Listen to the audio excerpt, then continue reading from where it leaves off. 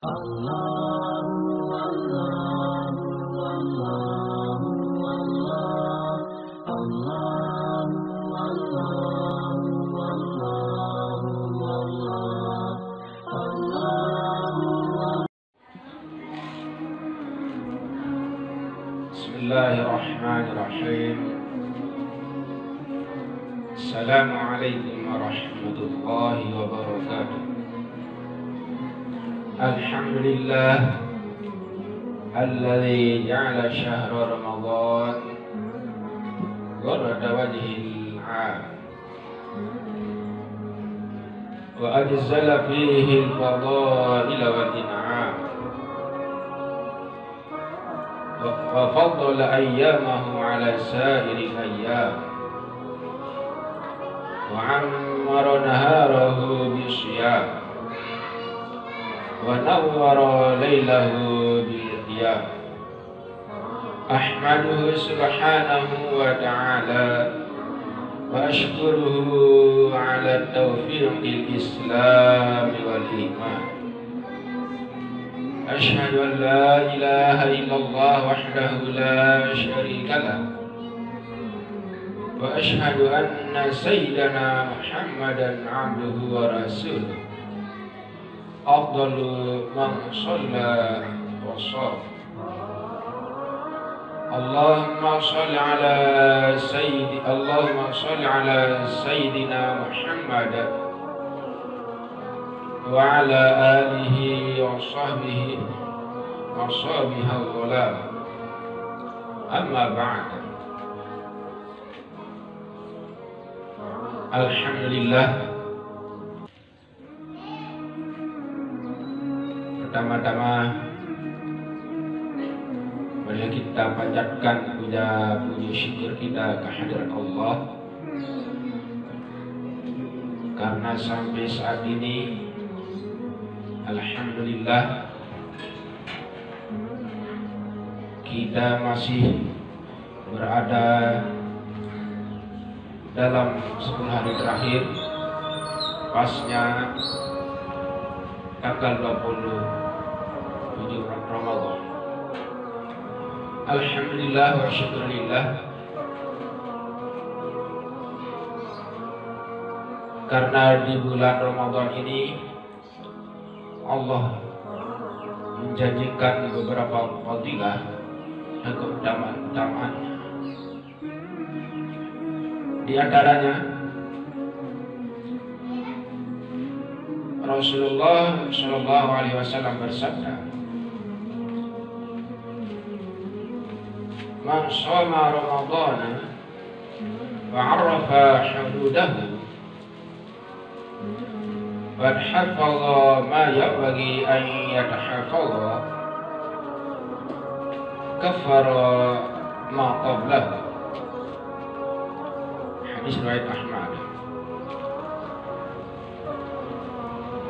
Untuk selanjutnya, marilah kita panjatkan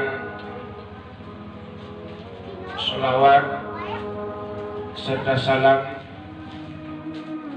junjungan baginda kita Nabi Muhammad Sallallahu Alaihi Wasallam, karena kemuliaan beliaulah, karena sebab beliaulah alhamdulillah kita bisa menikmati nikmat Ramadan saat ini yang telah diberitakan oleh Allah, sebagaimana firman Allah, A'udzubillahi minasyaitonir rajim, ya ayyuhalladzina amanu kutiba 'alaikumus syiyam kama kutiba 'alal ladzina min qablikum la'allakum tattaqun. Hadirin musyahidin rahimakumullah, berbicara masalah puasa ini sudah tak asing bagi kita semua, bahwa puasa lebih-lebih di 10 terakhir ini Rasulullah telah mengungkapkan dalam sebuah hadis beliau, menggambarkan bahwa Rasulullah itu dikala memasuki 10 terakhir bulan Ramadan, beliau meningkatkan kualitas ibadah beliau. Beliau menyeru atau mengajak atau mencontohi kepada keluarga beliau, sahabat-sahabat beliau untuk lebih meningkatkan kualitas atau keaktifan dalam beribadah. Sebagaimana sabda Rasulullah sallallahu alaihi wasallam, anna Nabi sallallahu alaihi wasallam kana idza dakhala ashr al-akhirah falyah laila wa ayqadha ahlahu ashadda mizan. Syahidin rahimakumullah,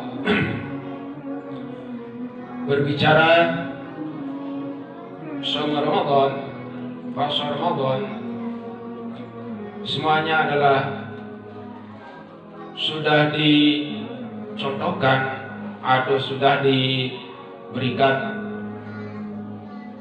pemaparan langsung atau praktik langsung dari Rasulullah. Karena Rasulullah Shallallahu Alaihi Wasallam adalah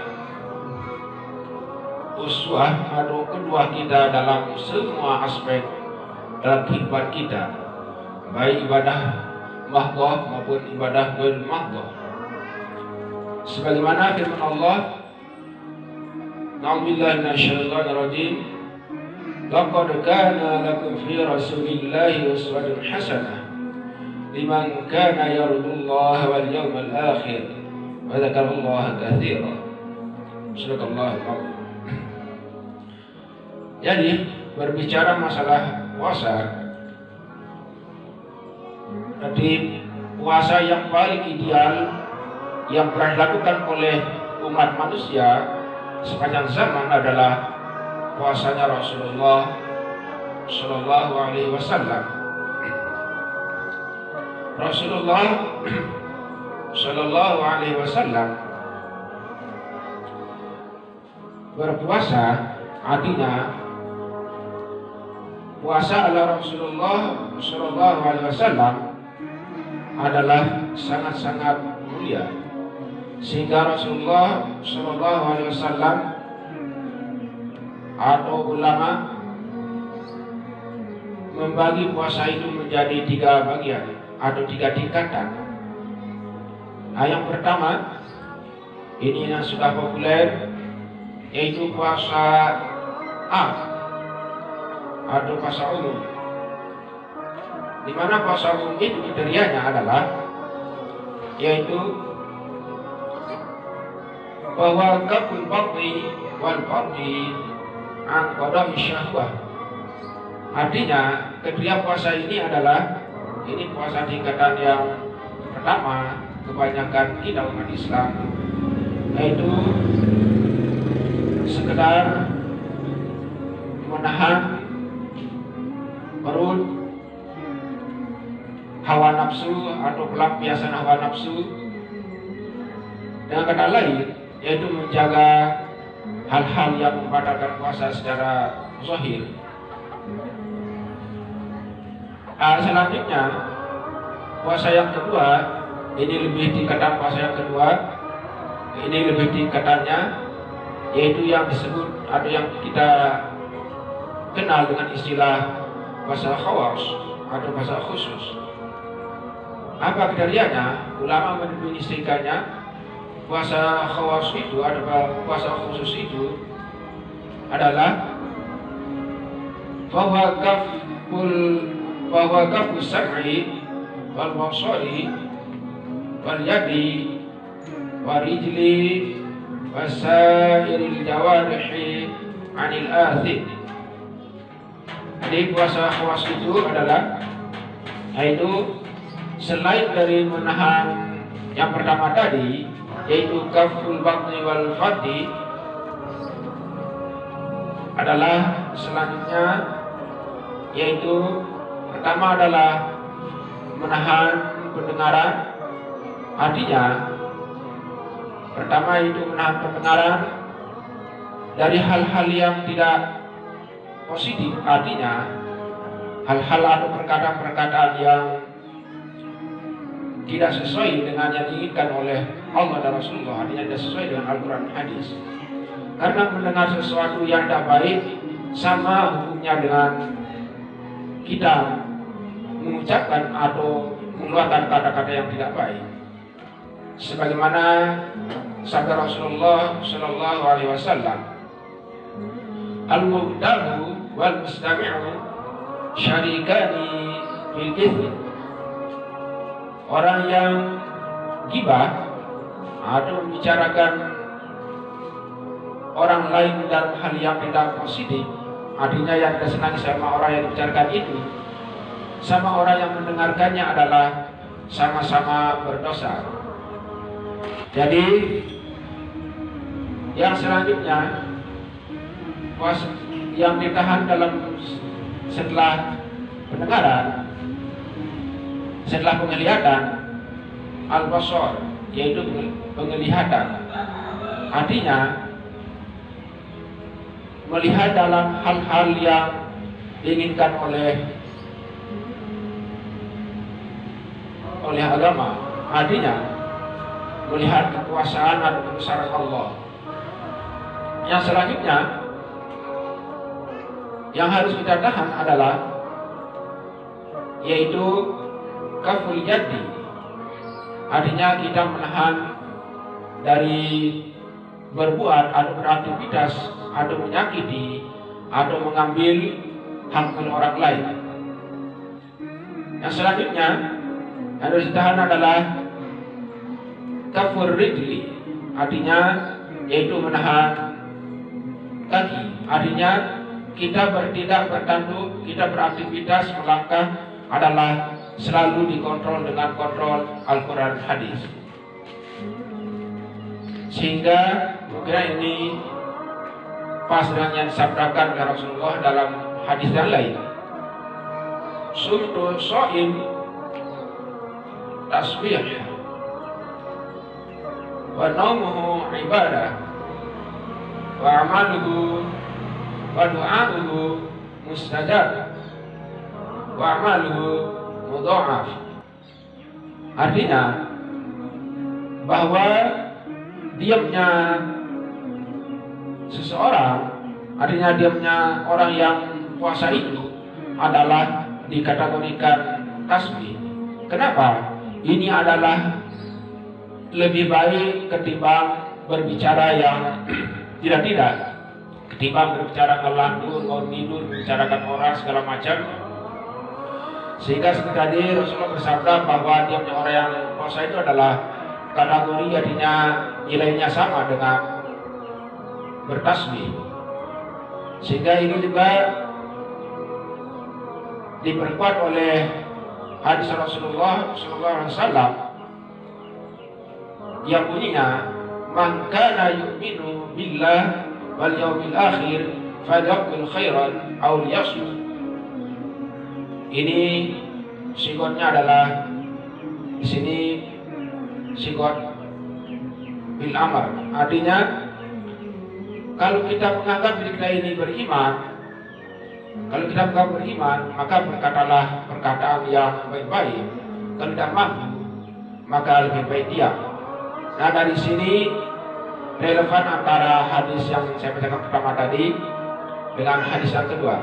Selanjutnya Rasulullah SAW bersabda dalam hadis yang lain, kalau biasanya kalau kita terlalu banyak berbicara, ngawur ngidur, ngelantur sana kemari, berarti banyak berbicara itu menutup kemungkinan salah akan lebih banyak ketimbang orang yang kurang berbicara. Yang selanjutnya kalau sudah banyak salah, insya Allah berarti kalau tidak tobat akan berdosa.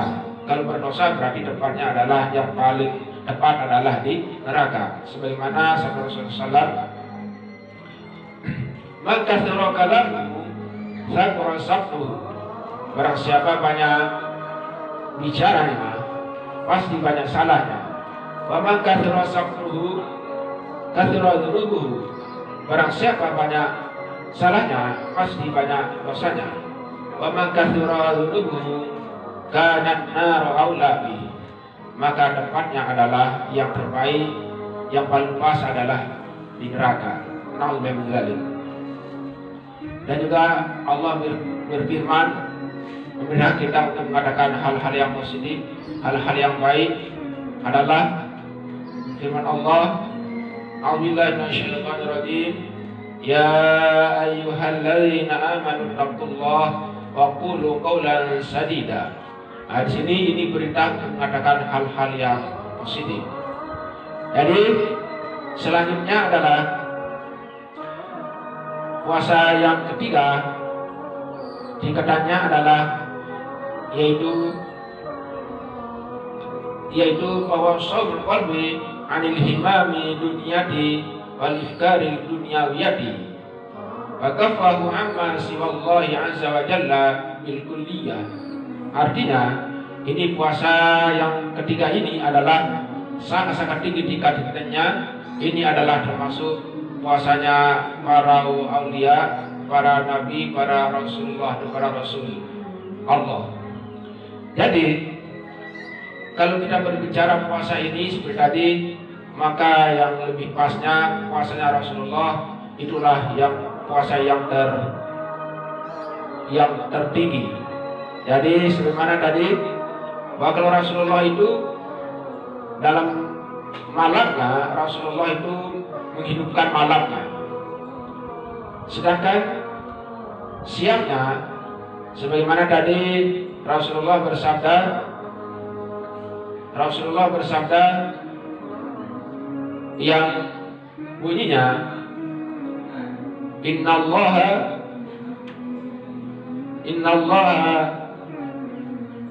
kana ila dakhala al-ashra al-akhirah.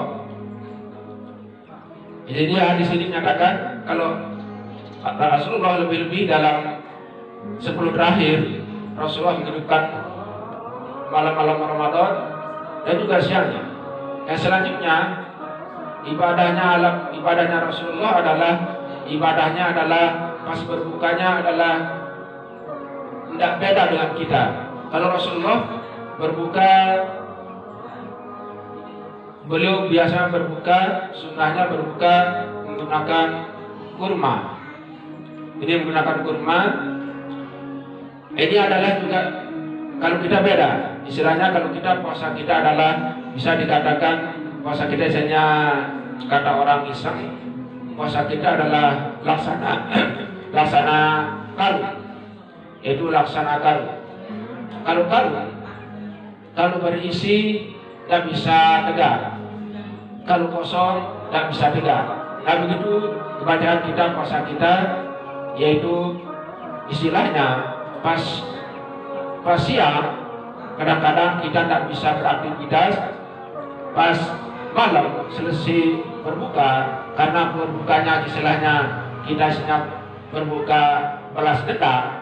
Artinya yang tidak pernah masuk, karena tidak masuk dari fajar sampai menjelang maghrib, sehingga kita punkan semuanya. Hal ini adalah hal ini berbuka seperti ini adalah tidak pas, tidak sesuai dengan apa yang dicontohkan atau disampaikan oleh Rasulullah Shallallahu Alaihi Wasallam.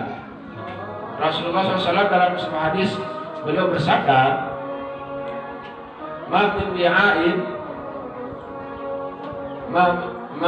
wi'ain abghadu ila Allah min batni mulya min al-halal. Sesuatu yang sangat dibenci yang diisi, sesuatu yang sangat dibenci oleh Allah yang diisi adalah yang penuh diisi dengan sesuatu yang haram, yaitu perut. Jadi ini kenapa kita puasa kita dari tahun-tahun, dari beberapa tahun, dari sudah sejak kaki balik kita berpuasa, dalam selanjutnya masih seperti itu saja, karena seperti tadi puasa kita adalah masih kita dalam posisi puasa yang pertama. Sementara Rasulullah SAW sudah menjanjikan yang dalam sabdanya, barang siapa berpuasa dalam keadaan iman dan ikhlas melaksanakannya, maka dosanya yang lalu akan diampuni. Sebenarnya sudah kita sama-sama makluminya, man shoma ramadanan imanan ihtisaban ghufira lahu ma taqaddama min dzambi. Nah, selanjutnya dalam hadis yang lain Rasulullah juga bersabda yang bunyinya man shoma ramadan wa 'arafa hududahu wa tahfaza ma yanbaghi an yahfaza kafara ma qablahu. Artinya, barang siapa yang berpuasa Ramadan dan mengetahui apa yang harus diketahuinya, artinya batas-batasnya, apa yang harus dilakukan, artinya sesuai dengan Rasulullah, yang dilakukan oleh Rasulullah, maka dosanya yang akan datang akan diampuni. Jadi ini adalah kehebatan bulan Ramadan, ini adalah kemuliaan bulan Ramadan.